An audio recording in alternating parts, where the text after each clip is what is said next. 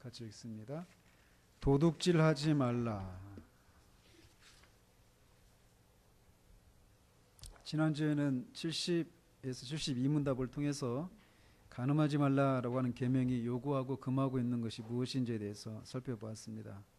오늘은 제8계명을 살펴봅니다.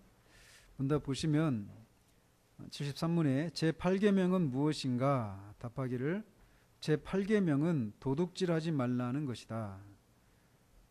또 73문을 이어서 보면 제8계명에서 요구하는 것은 무엇인가?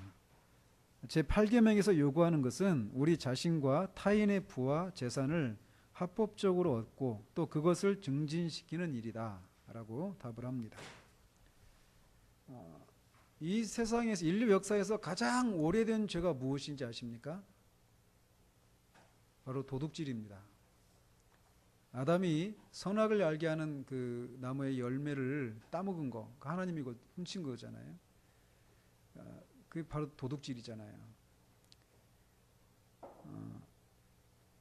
아담이 그 죄를 범했고 가장 오래된 그런 죄가 바로 도둑질입니다. 도둑질한다라고 하는 것은 내 것을 훔치는 것을 도둑질이라고 하지는 않죠. 남의 것을 불법적으로 취하는 것이 도둑질이란 말이에요. 따라서 이 계명 도둑질하지 말라라고 하는 것은 어떤 전제가 깔려 있느냐면 다른 사람의 소유권을 인정한다라고 하는 개념이 깔려 있는 겁니다. 그러니까 다른 사람의 것을 훔치지 말라고 한 것이죠. 즉 이런 의미에서 볼 때 개인의 소유권, 사유재산권이라고 하죠. 이 사유재산권을 인정하지 않는 사회주의는 성경적인 그런 개념이 아니다라고 말할 수 있습니다. 그런 사회에서는 도둑질이라고 하는 것이 없겠죠. 이론상으로. 그죠? 뭐 다 공동재산이니까 그냥 여기 있는 것, 그냥 너네 집 있는 거 잠시 우리 집으로 옮겨온 거에 불과한 거예요. 도둑질이 아니죠, 그거는. 그래서 그런데 성경에 보면, 사도행전에 보면 이 사람들이 막 그 구원을 경험하고 자신의 재산을 다 농가 다 팔아서 교회에 바치잖아요. 그리고 자기 재산이라고, 자기 것이라고 주장하지 않고 네 것이 네 것이고 내 것이 네 거야, 이런 식으로 완전히 서로 그냥 유무상통한다고 그러죠. 그러니까 서로 그냥 완전히 자기 재산이 없는, 그야말로 이 원시 공산 사회가 잠시 동안 있었습니다. 교회 안에. 그렇죠? 그런 모습을 보면서 이게 교회의 원형이고 이것이 가장 이상적인 사회 모습이다, 이렇게 생각할 수 있어요. 그런데 성경에서는 그런 모습이 교회 안에 일시적으로 나타난 모습이었습니다. 그리고 만약 그랬다라면 뭐 마게도냐 교회가, 가난한 마게도냐 교회가 예루살렘이 가뭄에 들었을 때 뭐 헌금하고 그러잖아요. 고린도후서 8장 9장에 보면 그런 내용을 볼 때 어떤 초대교회 잠시 동안 예루살렘 교회에 나타났던 이런 모습이 교회의 어떤 원형, 모든 교회가 그렇게 되어야 된다라고 하는 것을 말해주는 모습이 아니다라는 것이죠. 그리고 사회주의나 공산주의, 이거는 교회에서 이런 모습을 일시적으로 보였지만 그 모습은 자발적으로 하는 것이었습니다. 안 내면 출교, 이렇게 해서 시킨 게 아니란 말이에요. 그런 것처럼 사회주의 같은 경우는 강제적으로, 자발적이 아니라 강제적으로 그런 것을 징발하고 개인의 소유권을 인정하지 않는 것이기 때문에 그런 사유주의적인 그런 개념들은 성경적인 개념이 아니다라고 말할 수 있습니다. 어쨌든 문답은 이 계명이 요구하는 것이 무엇인지를 먼저 다루는데, 거기에 보면 우리 자신과 다른 사람의 부와 재산을 합법적으로 얻고 또 그것을 증진시키는 일이다라고 말을 하고 있습니다. 우리가 재산을 늘리는 것, 이걸 해야 된다라는 거예요. 경제활동을 해야 된다라는 것이죠. 또 그렇게 얻는 일뿐만 아니라 그거를 자꾸 늘려가는 일을 해야 된다라는 거예요. 그리고 내 재산만이 아니라 다른 사람의 재산도 그렇게 늘어날 수 있도록 해야 한다라는 것입니다. 그런데 그 일을 하되 반드시 합법적으로 해야 된다라는 것입니다. 그래서 먼저 우리 자신의 부와 재산을 얻고 증진시키기 위해서 합법적으로 해야 되는 일이 무엇인가를 이렇게 살펴보면 무엇이겠습니까? 어떻게 하는 것이 우리의 재산을 늘리는 것이겠습니까? 예? 노력? 그렇죠. 노동하는 거죠. 누가 드리죠? 먼저는 우리에게 합당하고 알맞은 직업을 선택하고 부지런히 일을 해야 합니다. 그래서 경제적인 활동을 해야 할 나이가 된 사람은 스스로 재정적으로 독립할 수 있도록 열심히 일을 해야 합니다. 다른 사람에게 의존하는 삶을 살아서는 안 된다라고 말하고 있어요. 그래서 심지어는 사도 바울이 누구든지 일하기 싫어하거든 먹지도 말게 하라라고 명령합니다. 뒤에서 우리가 나오겠지만 이 가난한 사람들을 구제하고 하는 것을 해야 되거든요. 그런 청교도들은 가난한 사람을 무조건 구제하지 않았습니다. 일할 수 있는 그런 능력과 이런 것을 가지고 있는 사람들에게는 그렇게 하지 않았어요. 구제한 게 아니라 오히려 책망하고 채근해서 스스로 자기의 그 일을 할 수 있도록 그게 독려하는 일을 했던 것이죠. 사람이 일을 하는 것은 타락하기 전에 아담이 에덴 동산에서부터 시작된 일입니다. 그리고 이 일한다라고 하는 이 개념은 땅을 정복하고 뭐죠? 다스려라 라고 하는 이 하나님의 문화 명령을 이수하는 방편이 일을 하는 것이었어요. 그래서 몇 번 말씀드렸지만 땅을 정복하고 다스리라 이게 문화 명령인데 그 명령의 핵심은 하나님이 창조하신 창조 세계를 연구하고 경작하고 개발해서 그 창조 속에 숨겨놓은 하나님의 지혜와 하나님이 숨겨놓으신 그런 보화들을 발견해내는 일, 이게 문화 명령인 거예요. 그러니까 나중에 이제 기독교 교육관 이런 것도 언젠가 한번 말씀을 이렇게 나누겠지만 우리가 공부하는 것도 다 이런 맥락입니다. 창조 명령, 문화 명령을 수행하는 거예요. 왜 공부하느냐? 공부를 통해서 창조 세계 속에 숨겨놓은 하나님의 지혜와 그런 보화들을 발견해내고 그것의 주인이신 하나님의 어떠하심을 드러내고 영광을 돌리는 것이 공부의 목적이에요. 그러니까 공부를 잘하는 것은 사람마다 능력의 차이가 있겠지만 공부를 열심히 해야 되고 공부를 해야 되는 이유는 다 누구에게나 해당되는 거예요. 그 능력의 차이는 있지만. 그러니까 다른 데로 샜지만 나이가 들었다고 해도 우리는 열심히 배우고 열심히 공부해야 돼요. 왜냐? 그것을 통해서 계속 하나님이 숨겨놓으신 그런 보화를 발견하고 그것을 즐거워하는 것이 우리의 힘이거든요. 그게. 그래서 자꾸 모든 방면에서 배우고 해야 되는 거예요. 그게. 그래서 우리의 직업을 통해서 이 세상의 선한 것들을 증진시키기 위해서 관심을 가지고 직업과 관련된 일들을 잘 관리함으로써 최대한의 이익을 얻기 위해서 분별과 신중을 기해서 일을 해야 됩니다. 우리의 재산을 증진시키는 첫 번째 방식은 이거예요. 일을 해야 되는 거예요. 그러니까 불로소득이라고 하는 것이 있죠. 이 불로소득은 엄밀하게 따지면 성경적인 개념이 아닌 거예요. 그래서 선진국에 가면 불로소득에 매기는 세율이 굉장히 높습니다. 어젠가 그젠가 뉴스에 보니까 우리나라의 부동산과 관련된 2014년도에 불로소득과 관련된 세금이 400조 원이래요. 400조 원. 부동산 임대 수요 이런 거 있잖아요. 근데 이런 게 굉장히 우리는 이율이 낮거든요. 근데 불로소득은 성경적인 개념이 아니에요. 그러니까 우리가 로또를 사거나 이런 것은 성경적인 개념이 아닙니다. 불의한 재물을 탐하지 말아야 돼요. 우리는 우리에게 주어진 그 능력을 가지고 우리의 일들을 성실히 하는 거예요. 근데 그게 하나님이 우리가 원하는 것만큼 주지 않으면 그게 하나님 우리에게 주신 그냥 분량인 거예요. 그것을 우리가 자족하고 만족하는 법을 배워야 되는 거예요. 근데 사실 그게 능력이잖아요. 그렇잖아요? 1억을 가져야만 살 수 있는 사람과 10만 원을 가져도 1억을 가진 사람이 누릴 수 없는 그런 마음의 평강과 그런 자유함을 누리는 것, 그게 바로 능력 아니겠어요? 하나님이 왜 우리에게 똑같이 많은 것을 주시지 않을까요? 왜 우리에게는 다른 사람이 없는 건강을, 다른 사람이 있는 건강을 주지 않고 더 나은 그런 가정 환경을 주지 않을까요? 어떻게 보면 더 흙수저에 해당되는 이런 삶의 환경들을 우리에게 주신 이유가 뭘까요? 하나님이 없는 사람들은 그 상황 속에서 절망하고 좌절하고 분노하고 그렇게 하면서 사는 거예요. 행복이 뭔지 만족이 뭔지 모르고. 근데 진짜 그 마음의 중심에 하나님을, 예수 그리스도를 자신의 주인으로 모신 사람들은 그런 환경에 전혀 영향을 받지 않고 그 환경을 뛰어넘는 삶을 살도록 하시기 위한 거예요. 그 속에서 하나님이 얼마나 멋진 분이신가라고 하는 것을, 그런 삶을 살아내는 우리를 통해서 드러내기를 원하시는 거예요.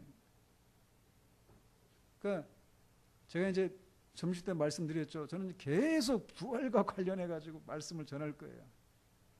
우리는 모든 것을 소유한 사람이에요.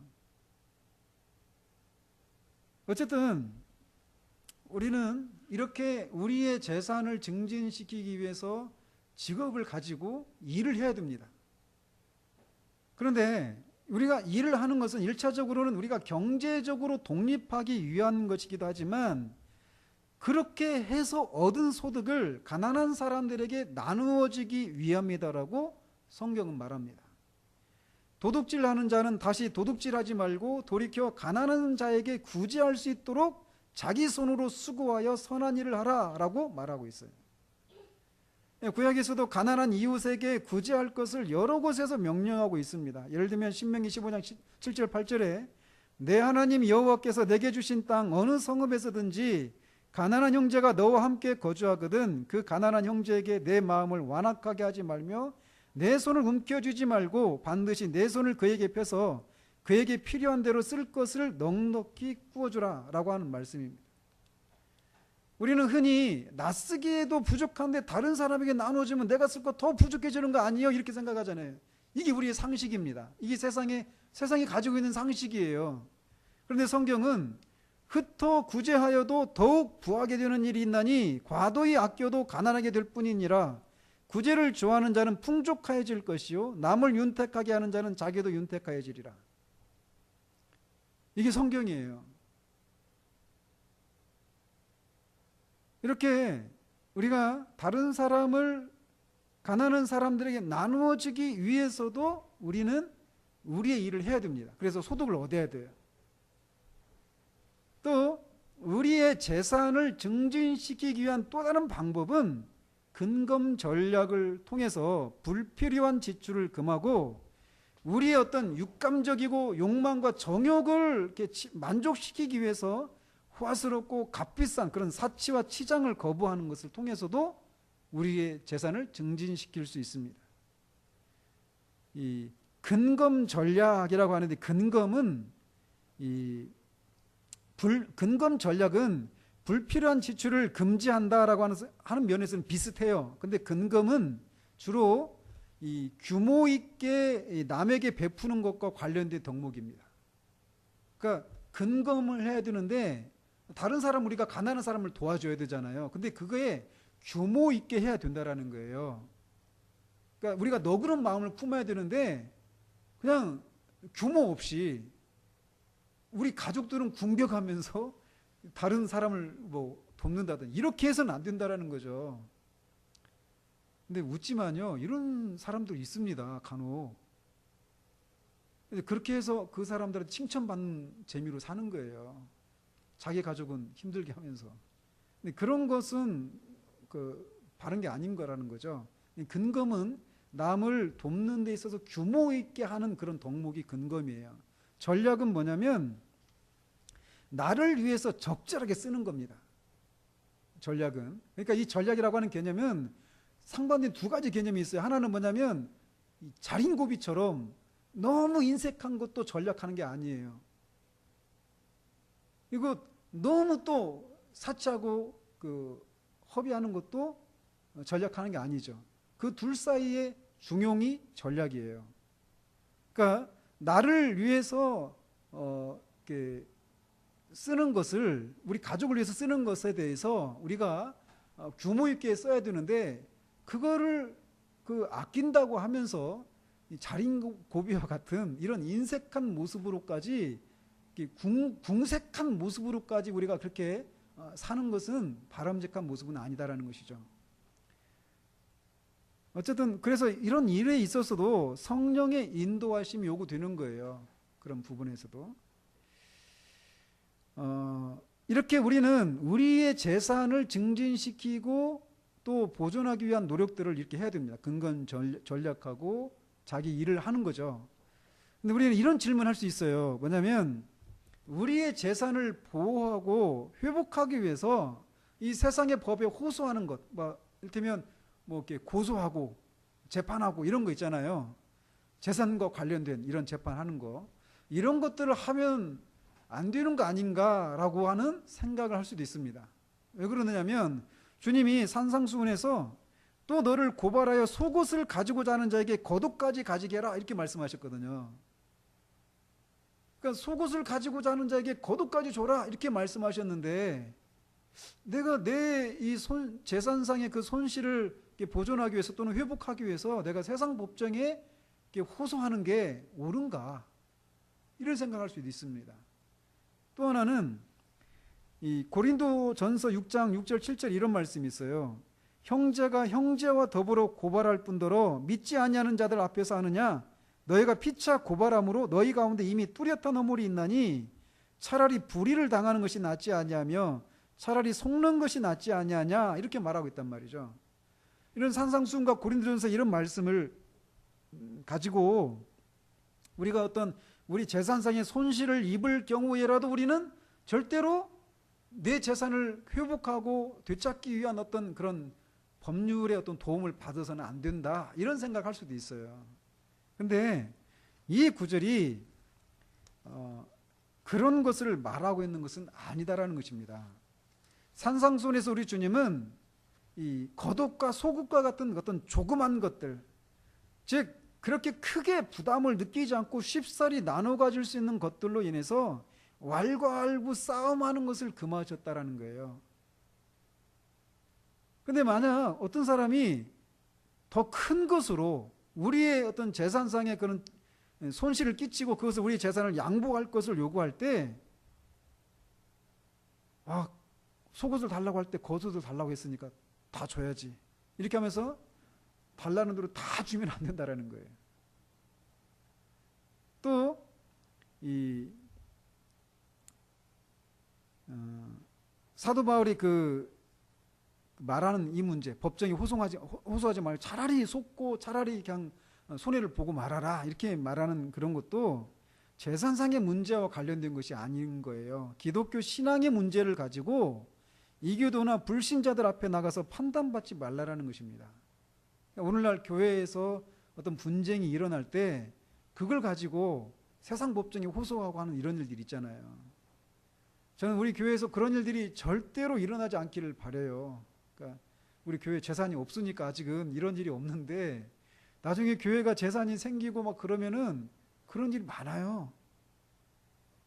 그런 걸 이렇게 교계 그 뉴스를 전하는 그런 사이트에 보면은 허다합니다. 그런 교회 안에 가지고 그런 재산상의 문제를 가지고 또는 교인 간의 어떤 그 교회 안에서 일어나는 이런 어떤 문제를 가지고 세상 법정에 호소하고 이런 것들이 많아요. 굉장히 그런 걸 하지 말라라는 것입니다. 차라리 손해를 보라는 거예요.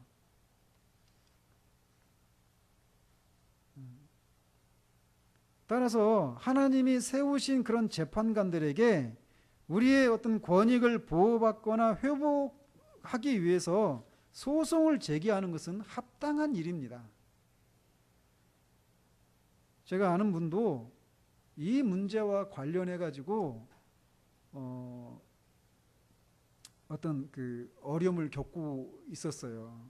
아주 수십 년을 이 문제를 가지고 어려움을 겪은 분이 계시거든요. 근데 사실 이거를 여기서 지금 말씀하신 이런 상황들, 정황들을 파악하지 못하고 있기 때문에 그냥 당하고 있는 거죠. 그걸 감당하지 못하니까 막 어려움을 겪고. 그런 말씀이 아니라는 겁니다.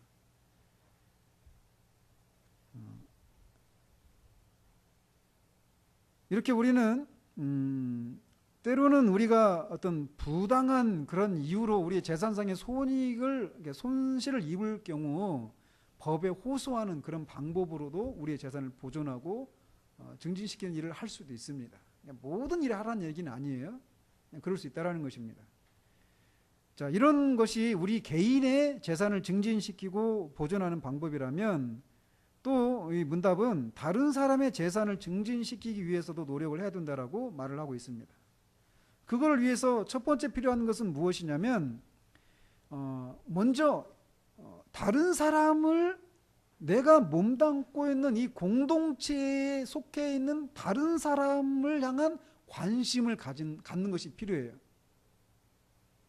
그래서 내가 이렇게 속해 있는 공동체의 유익을 구하고 다른 사람의 사적인 그런 부와 유익을 구하는 일들이 필요하다라는 것입니다. 그러니까 다른 사람의 이 재산을 증진시키기 위한 그런 생각을 가져야 된다라는 거예요. 그러니까 우리가 이게 뭐 다른 사람이 그 재산이 늘릴 수 있도록 그 사람이 집에 가서 일해줘야 된다 이런 얘기가 아니에요. 이제 그게 뭔지는 뒤에서 말씀을 드릴 거예요. 1차적으로 내 재산만 늘린다 이런 생각이 아니라 다른 사람의 재산도 늘리는 일에 우리가 해야 된다라는 거예요. 관심을 가지고. 그래서 먼저는 앞에서도 잠시 언급했지만 가난한 자들에게 우리의 능력과 그들의 필요에 따라서 물질을 대여해 주거나 무상으로 공급하는 일들을 해야 됩니다.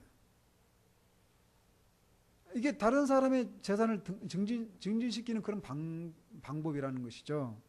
그래서 특별히 성경은 이 선한 일을 하되 믿음의 가정들에게 하라라고 권면합니다. 만일 형제나 자매가 헐벗고 일용할 양식이 없는데 너희 중에 누구든지 그에게 이르되 평안히 가라 덥게 하라 배부르게 하라 하며 그 몸에 쓸 것을 주지 않으면 무슨 유익이 있으리요? 라고 야고보 사도가 얘기해요. 또 누가 이 세상의 재물을 가지고 형제의 궁핍함을 보고도 도와줄 마음을 닫으면 하나님의 사랑이 어찌 그 속에 거하겠느냐라고 말을 하고 있어서 가난한 사람들, 특별히 믿음의 형제들에게 필요하면 우리 가지고 있는 그런 물질을 무상으로 대여해 주거나 물질을 대여해 주거나 무상으로 공급해 주는 이런 노력들을 해야 된다라는 것입니다. 그러니까 이런 일을 하려면 다른 사람이 어떤 형편 가운데 있는지를 헤아리려고 하는 이런 다른 사람의 재산을 증진시키려고 하는 이런 관심을 갖는 것이 그래서 첫 번째 요구되어지는 거예요. 다른 사람에게는 손해 안 끼치고 그냥 나 혼자 편하게 살아가는 것. 다른 사람에 대해서도 관심 터치하지 않고 다른 사람도 나에 대해서 터치하지 않는 그냥 이런 식의 신앙을 성경은 용인하지 않고 있어요. 다른 사람에 대한 관심을 가져야 된다는 것이죠. 그래서 그 사람들 중에 그런 가난한 형편 가운데 있는 사람들에게 우리의 능력과 그들의 필요를 따라서 무상으로 대여해 주거나 공급해 주는 이런 것이 필요하다라는 것입니다. 또 그래서 다른 사람의 부와 재산에 대해서 우리가 지켜야 될 의무는 한마디로 공평과 정의의 원칙에 따라서 그렇게 해야 됩니다. 먼저 다른 사람의 부와 재산에 관해서 지켜야 할 정의의 척도는 무엇이냐면 우리가 다른 사람이 우리에게 해주기를 원하는 대로 그들에게 해주는 거예요. 황금률이죠. 너희가 대접을 받고 싶은 대로 남을 대접하라. 이것이 이 큰 원리라는 거죠. 구체적으로 우리는 다른 사람에 대해서 진실함과 성실함으로 관심을 나타내야 합니다. 다른 사람이 우리 자신의 재산을 보존하고 증식시키는 일에 진실함과 마음을 다하고 성실함으로 해주기를 원한다라면 우리도 다른 사람을 진실함과 성실함으로 관심을 나타내야 한다라는 거예요. 사회가 점점 개인주의화 되어져가는 이런 시대에 이것은 특히 요구되는 덕목이라고 할 수 있습니다. 조금 전에도 말씀드린 것처럼 다른 사람에게 피해를 끼치지 않으면 된다는 식으로 살아서는 안 된다는 거예요. 서로를 돌아보고 서로에게 진실함과 성실함을 가지고 대하고 그들의 필요들을 돌아보아야 한다는 것입니다. 웨슬레가 말하는 것처럼 혼자 믿는 신앙이란 성경이 없다라고 말을 하고 있어요. 이렇게 같이 이렇게 지지고 볶고 하는 이런 삶을 통해서 서로에 대한 이해가 깊어지고 사람을 품고 사랑의 그런 능력이 커져가는 거죠. 아무튼 이렇게 다른 사람에 대해서 진실함과 성실한 그런 관심을 나타내야 되고요. 또 하나는 다른 사람과 맺은 크고 작은 약속을 성실히 이행하고 우리에게 그 맡겨진 그런 신용은 무엇이든지 성실하게 수행해야 됩니다. 예를 들어서 우리가 직장에 들어갈 때 암묵적으로든지 아니면 공식적으로 어떤 계약서를 가지고 몇 시부터 몇 시까지 근무하고 근무 시간에는 무슨 일을 하고 이런 식이 암묵적으로든지 또는 명시적으로 이렇게 계약을 하잖아요. 그죠? 소위 근로계약서라고 하는 걸 쓰잖아요. 근데 그런 것을 쓰지 않더라도 그게 딱 돼 있잖아요. 그런 암묵적인 그런 약속이 돼 있잖아요.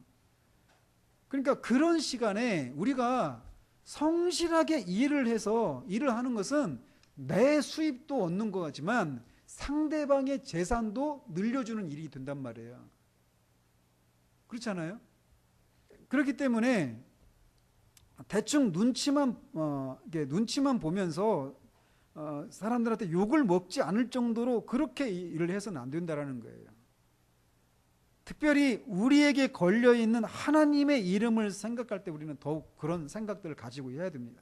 그래서 예수 믿는 사람이라고 말하면 더 좁혀서 은혜와 평강교회 사람에게 뭘 맡기면 아주 성실하게 최선을 다해 이게 평판이 나야 돼요.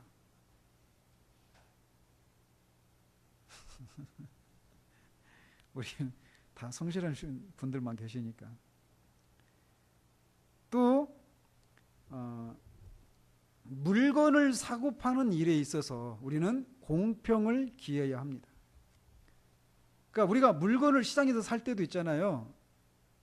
막 터무니없이 싸게 막 깎아서 그렇게 사면 안 돼요. 그런 분들도 계시거든요. 근데 그거는 그 사람의 재산을 증진시키는 일이 아니에요. 합당한 그런 가격을 지불하고 사야 합니다. 그러니까 터무니없이 막 이렇게 후려쳐가지고 싸게 샀다고 막 이렇게 하나님이 은혜를 주셔가지고 이렇게 싸게 샀다고 하는데 나는 하나님의 은혜인데 그 사람은 손해를 봤단 말이에요. 하나님은 그런 식으로 일을 안 하시거든요. 또 팔을 때도 마찬가지입니다. 합리적인 가격으로 수익을 취해야 돼요. 저희 아버지가 언제 한번 봤더니 교회 안에서 누가 다단계 그 제품을 팔았는데 터무니없이 비싸게 판 거예요. 그것 때문에 막 우리 아버지가 엄청나게 화가 나셔가지고. 근데 그런 일이 있거든요. 그래서 여러분에게 말씀드리지만 저도 요즘 제 주변에 그 친척 되는 분이 계속 전화가 와요. 계속 목사하니까 참 이게 사람들 많이 있잖아요. 그러니까 목사니까 교인들이 있으니까 교인들을 대상으로 뭐 이렇게 막 하라는 거예요. 그러면은 그렇게 하면은 교회 이렇게 재정도 이렇게 보존해주고 막 한다고 막 하는데 전혀 성경적이 아니거든요. 전 성경적이 아니다. 성경적인지 아닌지 난 모르겠지만 어쨌든 그거 하면 좋대. 예. 이렇게 자꾸 와요. 거절을 해도. 근데 저는 여러분들을 그 교회 안에 제가 이렇게 이 말씀을 드리는 건 뭐냐면 나중에라도 지금은 우리 안에 그런 분들이 없어요. 그런 분들 안 계셔요. 근데 나중에라도 그게 목사가 교인들과 또 교인이 교인들과 돈으로 엮이잖아요. 백발백중 시험에 걸립니다. 그래서 절대로 그런 돈을 꾸어주고 빌려주고 똑같은 말인가요? 그런 일을 해서는 안 돼요. 차라리 주십시오. 그냥 차라리 주지 못할 정도면 하지 마십시오.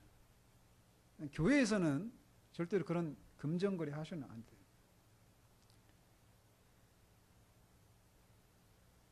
그래서 이렇게 우리가 물건을 팔 때도 합리적인 가격으로 수익을 취해야 돼요. 여름 성수기에 막 바가지 요금 막 받고 그러잖아요. 그런 분들 중에는 대개는 또 교회 다니는 분들도 많이 계실 거예요. 그런 분들 하나님이 은혜 주셔가지고 이번 달에 엄청 벌었다. 근데 그 바가지 요금 그 쓴 사람들은 엄청 손해 봤거든요. 비근한 얘기지만 우리는 뭐 이렇게 파는 분들이 안 계시니까 관련이 없을지 몰라요. 근데 이런 걸 우리가 나중에라도 이런 생각들을 해야 되고 주변의 사람들에게도 그런 걸 얘기해야 되는 거죠. 또 모든 사람에게 마땅히 주어야 될 것을 줘야 합니다. 지금도 우리하고는 좀 상관이 없는 상황이에요. 왜냐하면 직원들에 대한 급여를 주되 합리적인 보수를 해야 됩니다. 합리적인 보수를. 그러니까 그거를 죽도록 지금 우리나라 그 임금 체계가 뭐 터무니없거든요. 지금 내년도 시급이 6,460원인가 70원인가 이렇게 되잖아요. 그죠? 그렇게 해도 한 달에 135만 원이에요. 22일 꼬박 근무해도. 그거 가지고 살 수 있냐고요. 물론 사는 분도 계시지만 평균적인 그런 삶을 살기는 쉽지 않아요. 그래서 급여를 합리적인 그런 보수를 해야 돼요. 합리적인 보수를. 그리고 또 임금을 떼먹는 사람들도 있거든요. 임금을 떼먹는 사람들도. 특히나 외국인 근로자들 이런 분들의 그 약점을 잡고 임금을 체불하는 그런 악덕 그런 업자들도 있거든요. 업주들도. 우리는 아무도 그런 것과 지금은 상관이 없어요. 근데 나중에라도 우리가 직원들을 두고 자기 사업을 하게 되는 일이 있다면 이런 하지 말라라고 하는 마땅히 줘야 될 것을 주지 않은 채 도둑질하는 거거든요. 이게 도둑질이에요, 그게. 그런 면에서도 우리는 주의를 해야 됩니다. 그리고 세금을 성실하게 내야 되는 거예요. 세금을 떼먹는 이 일도 우리나라 굉장히 많거든요. 그래서 세금을 정직하게 내는 사람이 바보인 것 같은 그런 정도로 우리나라가 탈세 이게 너무나 보편화되어 있습니다. 윗선부터 아래까지. 청문회 할 때 그 나오는 소위 지도층이라고 하는 사람들 다 보십시오. 다 여기 관련되어 있죠. 이거 다 도둑질하는 거란 말이에요. 그래서 모든 사람에게 마땅히 줄 것을 줘야 한다는 것이죠. 그리고 우리에게 맡겨진 저당물이나 우리가 발견한 그런 타인의 물건, 다른 사람의 물건을 우리가 주었다든지 이런 것들 또는 훔치거나 사기로 이렇게 얻어낸 이런 것들은 다 되돌려줘야 됩니다. 이런 것들이 우리 개인과 다른 사람의 재산을 보존하고 증진시키는 방법들이다라고 할 수 있습니다. 75문에 제8계명에서 금하는 것은 무엇인가? 제8계명에서 금하는 것은 우리 자신이나 우리 이웃의 부와 재산을 부당하게 저해하거나 방해하는 일이다. 따라서 다음과 같은 것을 금하고 있는데 어떤 그 탐식을 한다든지 음주 또는 선정적인 모임 또는 노름과 같은 일로 우리의 재산을 탕진하거나 허비하는 것 이것을 금하고 있습니다. 또 매우 불확실한 어떤 것에 무분별하게 모험하거나 함부로 보증서는 일을 하거나 그러니까 일확천금을 노리면서 그 불확실한 일에 막 이렇게 도박하듯이 돈을 투자하고 이런 거 있잖아요. 이런 걸 이렇게 금하고 있다라는 것이죠. 그리고 함부로 보증서는 일을 하거나 우리 직업을 아무렇게나 다루어서 손실을 입게 되는 것 이런 것들도 성경이 금하고 있는 것입니다. 또 우리의 특수한 직업상의 의무를 게으르고 나태하게 행하는 경우예요. 이렇게 우리는 이런 일들을 하지 않음으로써 우리 자신의 재산을 보존하고 증진시켜야 되는데 앞에서도 처음에도 말씀드린 것처럼 재산 증진을 위한 모든 수단이 재산 증진을 해야 되거든요. 근데 아무렇게 어떤 수단과 방법을 가리지 않고 해도 된다. 이건 아니라는 것입니다. 성경은 우리에게 재산을 늘리기 위한 과정에서도 금하고 있는 것들이 있어요. 첫 번째로는 부자가 되고자 하는 그런 무절제한 욕망과 그런 걱정으로 재산을 모으는 일이나 재산을 모으면서 육체가 쇠약해질 정도로 일을 하거나 하나님 앞에 마땅히 행해야 될 그런 종교적인 의무를 위한 시간도 배제하고 일만 하려 하는 그런 과욕을 성경은 금하고 있습니다. 그래서 그런 얘기 종종 듣잖아요. 어떤 의사가 이제 소문이 나가지고 손님이 손님이 아니라 환자가 막 늘어나가지고 이 병원을 확장을 해야 될 그런 필요가 있을 정도로 막 환자가 늘어나는 거예요. 소문이 나가지고 늘리기만 하면 얼마든지 벌 수 있는데 자기는 안 버는 거, 확장을 안 하는 거예요. 그 하면 하나님을 섬기는데 방해를 받는다라는 것이죠. 그래서 그 시간을 확보하기 위해서 얼마든지 눈에 뻔히 보이는 그런 소득이 있는데도 포기하는 거예요. 이게 성경이 우리에게 요구하고 있는 정신이라는 거예요. 그게 뭡니까? 우리가 물질의 지배를 받지 않는 사람이라고 하는 것을 그런 것을 통해 드러내는 거예요. 난 그런 멋지게 살 수 있는 그런 기회를 한번 주셨으면 싶죠. 근데 더 어려운 게 뭔지 아십니까? 부족한데 만족하게 살아가는 것이 더 어려운 거예요. 그러니까 여러분이 더 큰 짐을 지고 있는 거죠. 아시겠습니까? 돈을 사랑하지 말고 있는 바를 족한 줄로 알라라고 말씀하십니다. 부하려 하는 자들은 시험과 올무와 여러 가지 어리석고 해로운 욕심에 떨어지나니 곧 사람으로 파멸과 멸망에 빠지게 하는 것이라. 돈을 사랑함이 일만하게 뿌리가 되나니 이것을 탐내는 자들은 미혹을 받아 믿음에서 떠나 많은 근심으로써 자기를 찔렀도다. 이렇게 부자가 되기 위해서 건강을 해치고 하나님을 섬기는 이런 시간까지 방해를 받을 정도로 과도하게 재산을 증진시키려고 하는 노력을 금하고 있다는 것입니다. 두 번째로 우리가 세상의 선한 것들을 얻기에만 급급해하고, 그러니까 재산을 늘리는 데에만 막 혈안이 되어서 막 버는 데만 막 노심초사하면서 이렇게 일을 하면서 그것들을 사용하는 데 있어서 너그럽지 않거나 인색한 것을 금하고 있습니다. 전도서 기자가 말을 하죠. 어떤 사람은 그의 영혼이 바라는 모든 소원에 부족함이 없어 재물과 부요와 존귀를 하나님께 받았으나 하나님께서 그가 그것을 누리도록 허락하지 아니하셨으므로 다른 사람이 누리나니 이것도 헛되어 악한 병이로다. 그러니까 모으는 재미에만 빠져 있는 거예요. 그러는 동안 옆에 있는 사람들이 막 어려움을 겪고 있는지 돌아보지 않는 거죠. 그거는 성경이 금하고 있는 거라는 거예요. 그러니까 이게 있잖아요. 우리가 가난이 무엇인지를 아는 사람들이 진짜 재물로부터 자유하는 게 더 어렵습니다. 이게 진짜 그래요. 그래서 이 가난에 됐다고 하잖아요. 가난에 학을 뗀다 막. 가난이 주는 그 고통이 뭔지 아는 사람. 저도 조금 알거든요. 그게 뭔지. 그게 아는 사람들은 반대로 막 가요. 그거를 마음껏 내가 쓸 수 있도록 아무런 부족함이 없이 쓸 수 있기를 바라면서 돈을 버는데 혈안이 되기 쉽습니다. 근데 그것을 그러니까 돈을 버는 목적은 쓰기 위해서예요.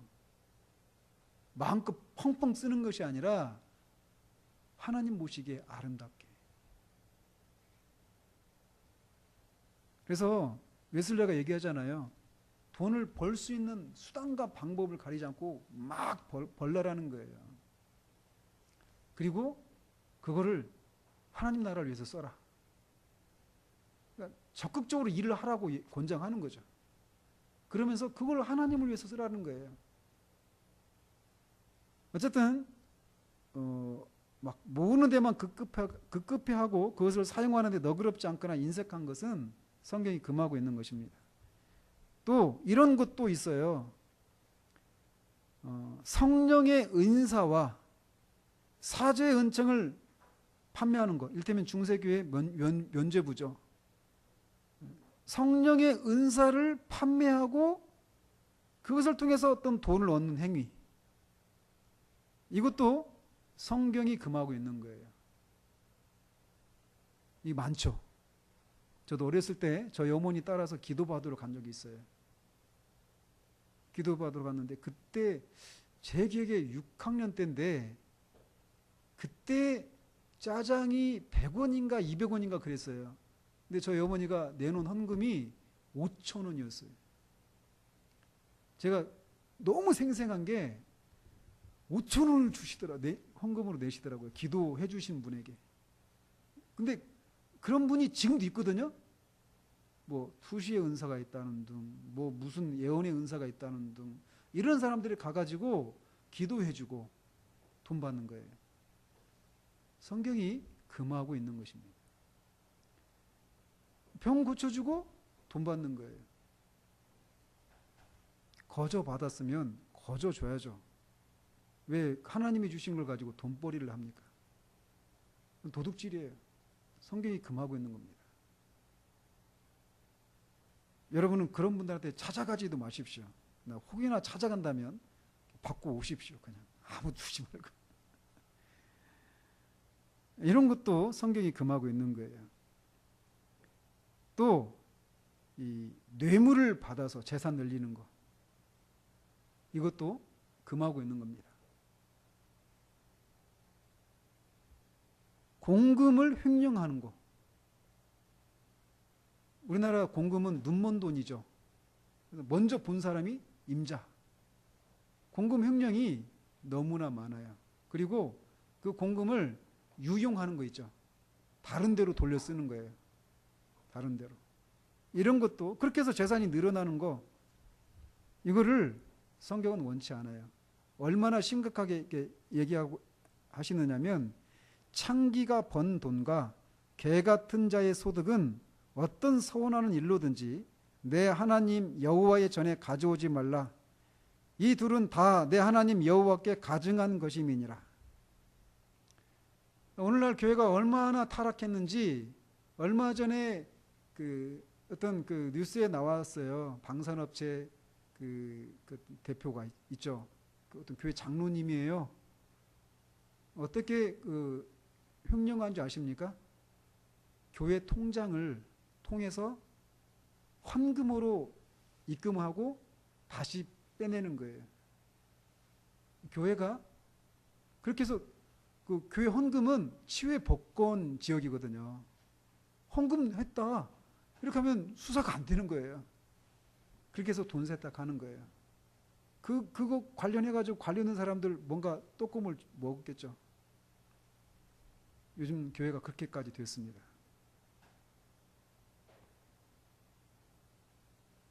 그리고 그 얘기도 막 들었어요. 제가 어떤 목사님, 제가 막 얼마나 부끄럽던지. 어떤 사람이 교회 이제 그런 식으로 교회 헌금 통장을 한번 이용해 달라는 거예요. 그리고 외제차를 사야 되는데 아우디를 사야 되는지 벤츠를 사야 되는지 하면서 막 목사님들끼리 막 얘기하더라고요. 부끄러움을 모르는 그런 시대입니다.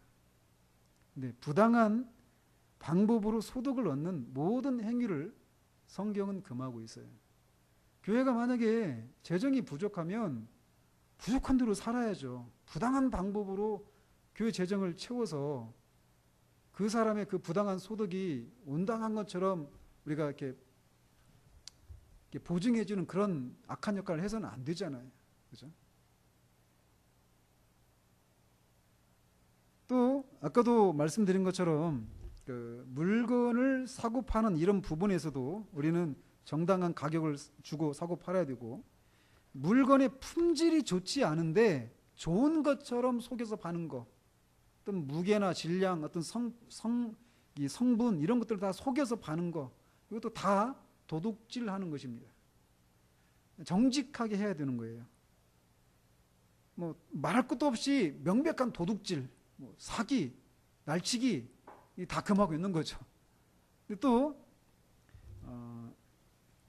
도둑질이라고 할 때 앞에서도 말씀드렸는데, 자기 하는 일에 태만한 거, 교회에서 근무 시간에 일과 관련된 그런 회사와 관련된 일을 하는 것이 아니라 다른 일을 하는 거, 이것도 도둑질하는 것입니다. 이자를 지나치게 받는 고리대금업, 이것도 도둑질에 해당이 되는 거예요. 요즘 대부업체 막 넘쳐나죠. 대부분 일본에서 넘어온 돈들인데 다 이것도 도둑질에 해당되는 것입니다.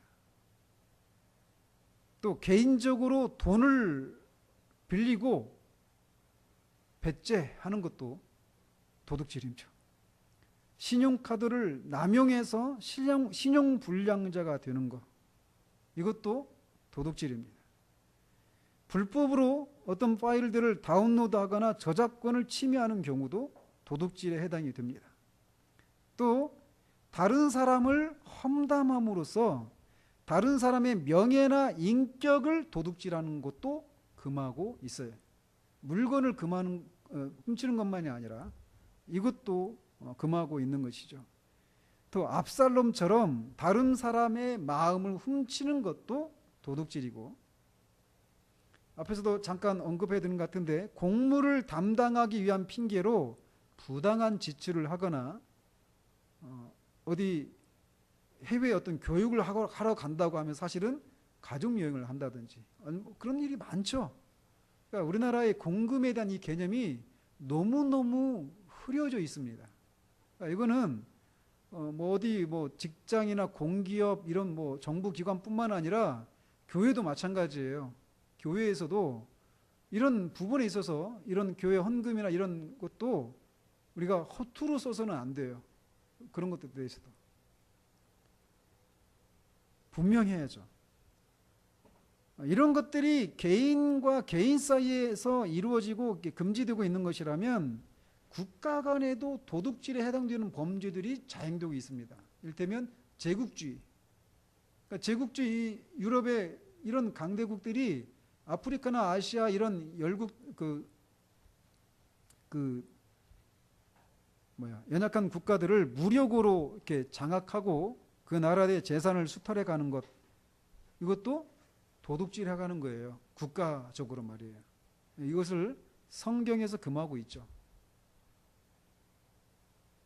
성경은 이렇게 개인의 소유권을 인정하고 있기 때문에 다른 사람의 재산을 보존하고 증진시키기 위한 노력을 해야 한다라고 말하고 있습니다. 또 우리도 우리의 재산을 증진시키기 위한 일을 해야 되는 거예요. 합당한 노력들을.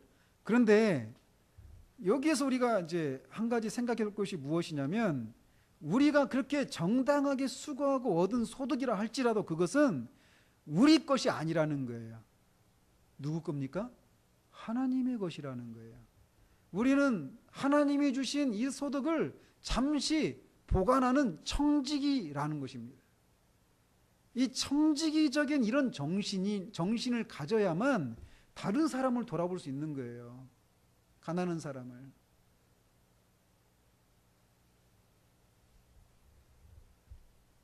성경은 우리가 가진 재산은 모두 하나님의 것이고 우리는 단지 그것을 관리하는 청지기이고, 그렇기 때문에 주인이신 하나님께서 필요하다면 기꺼운 마음으로 드려야 할 책임이 있다라고 말을 하고 있습니다.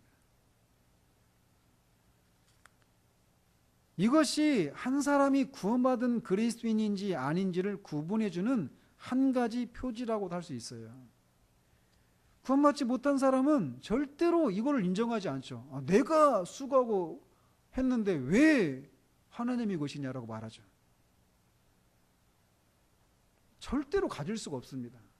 우리의 생명, 우리의 재능, 우리가 가진 건강, 이 모든 것이 다 하나님이 우리에게 주신 거예요. 그래서 이 신명기에서도 그런 얘기하잖아요. 너희가 그 가나안 땅에 들어가서 너희들이 심지 않은 그런 나무의 열매를 먹고 우물을 차지하고 집을 차지하고 살 때 너희들이 그 힘으로 너희들의 재능으로 이것을 얻었다라고 생각하지 말아라 라고 말씀하시잖아요. 하나님이 그 재물 얻을 능을 주셨다라고 하는 것을 기억해라 라고 말씀하셔요. 하나님이 우리에게 그런 것을 허락하시지 않는다면 우리는 순식간에 잃어버리는 거예요. 하나님이 우리에게 주셨기 때문에 가능한 거라는 거죠. 그래서 진짜 한 사람이 구원을 받았다라고 하는 것은 5절에도 말씀드린 것처럼 우리 예수가 주인 거예요. 예수님이. 우리가 아니라 그 누구도 그 무엇도 우리의 주인이 아니라 예수님이 주인이라는 거예요. 예수님만.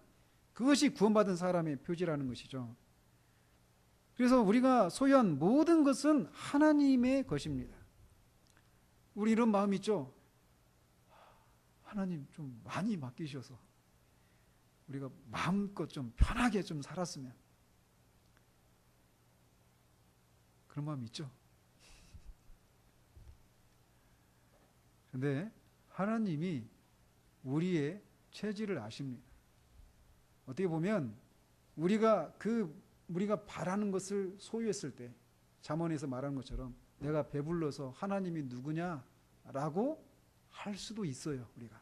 근데 많은 경우 거기에서 그러니까 어떤 핍박에서 이렇게 넘어지는 것보다 세속적인 이런 유혹 앞에서 넘어지는 경우가 더 많습니다. 언제나 교회 역사가 그래왔어요. 목사님들이 보십시오. 개척교회를 막 하면서 막 어려움을 겪으면서 순전함을 어쨌든 유지하고 막 그렇게 하면서 살려고 했던 이 목사님들이 교회가 커지고 교회가 좀 이렇게 재정도 많아지고 알려지고 막 그러잖아요. 그때 그 하나님 앞에 가졌던 그 초심 유지하는 거 유지한 채로 살으시는 분들 보기가 쉽지 않습니다. 저도 장담 못해요. 제가 어느 분한테 그랬어요. 목사님, 설교자에게 있어서 간음이다, 사기다 이런 거는 죄라고 하는 단어를 붙이기에도 사치입니다. 설교자에게 있어서 타락은 하나님이 그를 처음 부르셨을 때 주셨던 그 마음을 잃어버리는 것입니다. 그리고 제가 어려워졌어요. 이게 진짜 누구도 있잖아요. 부유함 앞에서 풍요해지는 것 앞에서 그 하나님 앞에서 마땅히 품어야 될 순전함과 그 긴장과 어떤 이런 것들을 순전함을 유지하는 것이 정말 쉽지 않아요. 정말 쉽지 않아요. 그래서 언제 한번 그 카페 그 댓글에 써놨잖아요. 찬양 밑에. 원하는 것을 하나님이 주시지 않는 것이 때로는 은혜일 수 있다니까요. 그거를 줬다가 잃어버릴 수 있거든요, 우리가. 그렇기 때문에 우리는 이렇게 우리가 가지고 있는 것이 하나님이 나중에라도 하나님이 쓰시기 위해서 우리에게 맡겨주신 것이라고 하는 것을 생각하면서 우리 것이 아니니까 그거를 낭비하거나 또는 인색케 해서는 안 돼요. 하나님이 달라고 하면 드리는 거죠. 그 하나님이 필요하셔서 네 전 재산을 달라. 그럼 드리는 거예요. 어렵죠, 그게. 왜냐하면 돈이 나니까. 어렵죠. 근데 드리는 거예요. 주인이니까. 그 믿음을 보시고 하나님이 채우십니다. 절대로 그렇게 하시고 하나님이 당신의 백성들을 길거리 내쫓지 않으셔요. 그 믿음을 보시는 거죠. 이삭을 바치라고 하시는 거예요. 이삭을 죽이셨습니까? 돌려주시는 거예요. 온전한 방식으로 사랑하도록.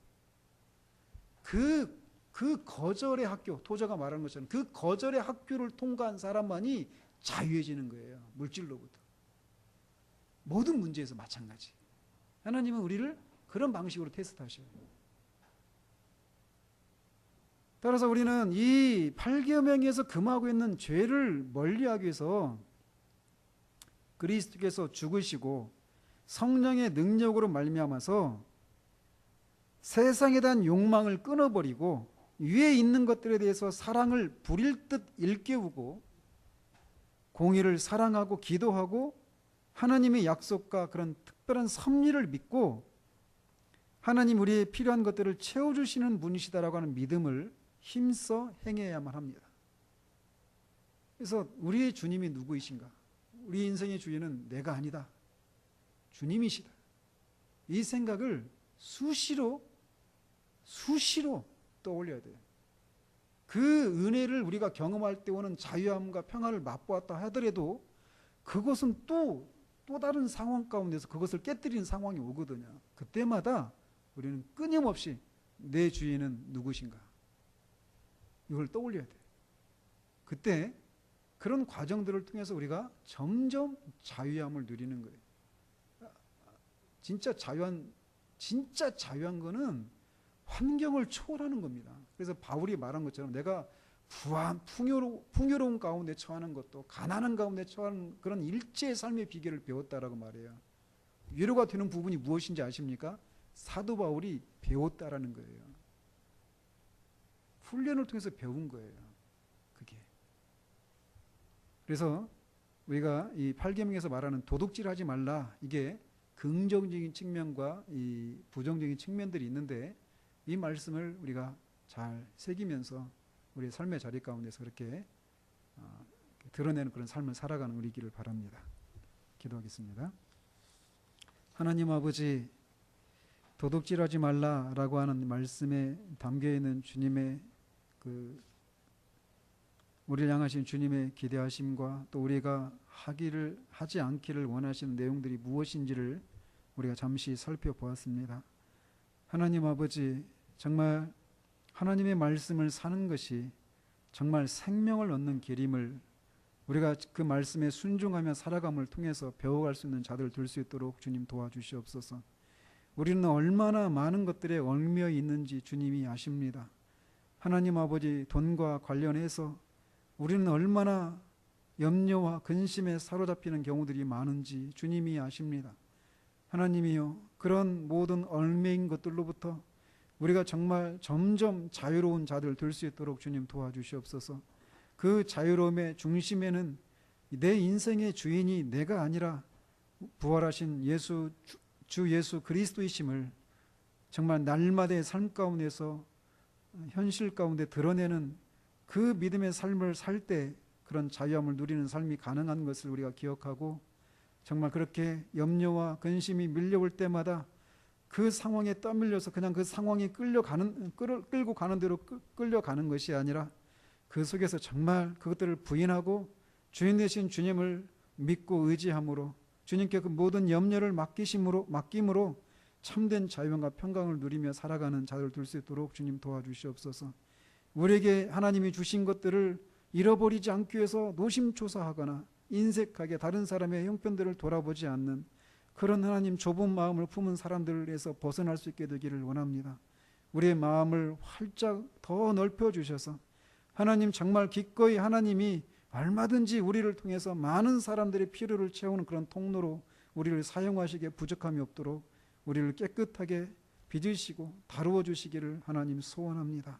정말 그런 삶을 살아갈 수 있도록 우리에게 주어진 그 작은 삶의 자리에서부터 주님을 의지하고 그렇게 물질로부터 자유해지는 삶을 실제로 경험하는 그런 것을 통해서 더 큰 것도 감당할 수 있는 우리 모두 될 수 있도록 주님 도와주시길 원합니다. 예수 그리스도 이름으로 기도합니다. 아멘.